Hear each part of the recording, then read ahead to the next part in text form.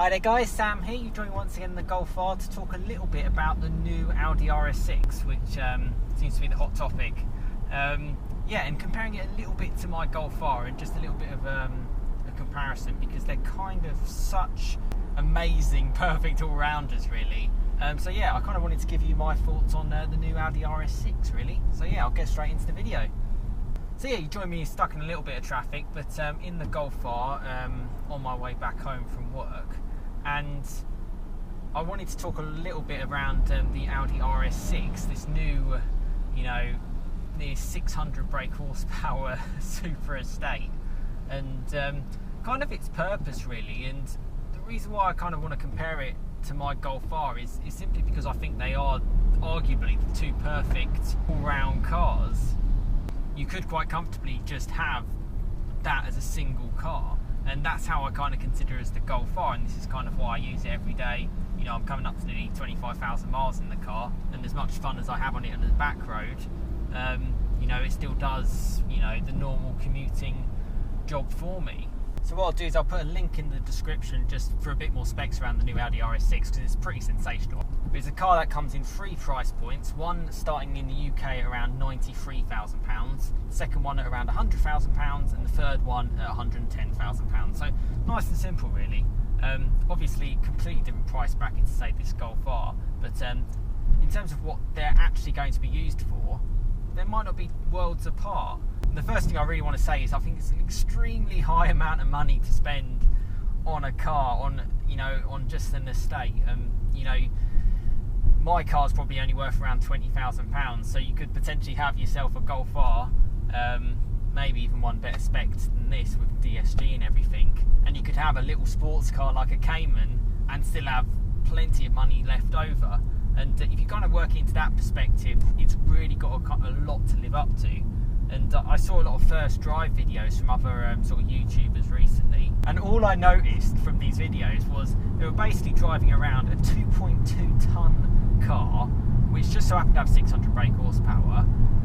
It didn't look particularly dynamic, and it didn't actually particularly look that fun. It certainly had that straight line, push you back into your seat kind of ability with its V8, but it didn't exactly look like they were having a world of fun. Like, they were more sort of, they were taken in by the scenery, they were up in the canyons.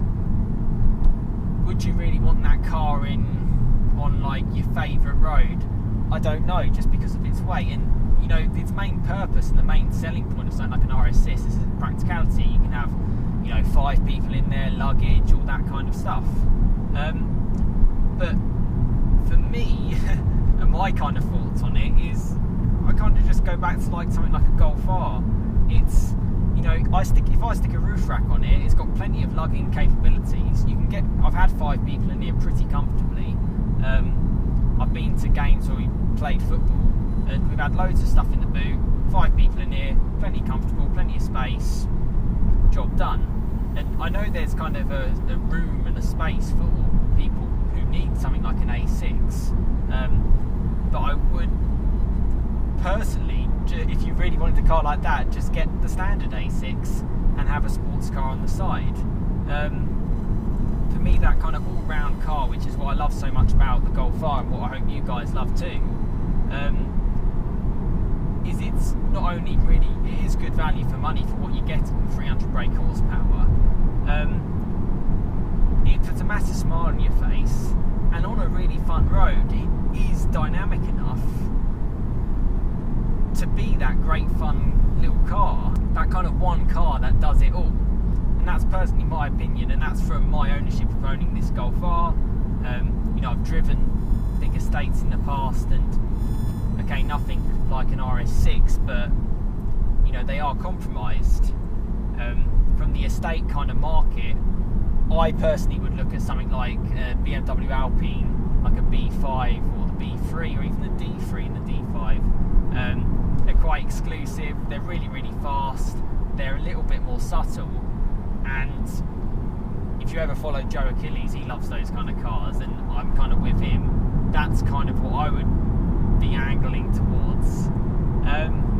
But let me know your thoughts on the RS6. I do try and, this is just going to be a short video. A lot about my channel is building a community and, part of that is you guys getting involved in the comments and letting me know your thoughts. So let me know your thoughts on the RS6. Do you really think it is that one car? Or for those of you who have a Golf R or who are interested in a Golf R, would you rather go down that kind of route? For me, I'm pretty happy with what I've got, and honestly, if I had the money, I would spend it on something else. I would still have this car, I genuinely would. You know, for nearly 110 grand, it's got to do an awful lot, and for me, it's more about the tech than anything else. I always do my best to reply to every comment that I get, and other people on this channel do as well, so it's good to get that kind of community-based feel. I really would be interested to know your thoughts and what you think about a car like that, really, to be honest, the Audi RS6 and how it compares, really. But thanks very much for watching. Please subscribe for more content on my Golf R, and I'll see you again next time. Cheers, guys.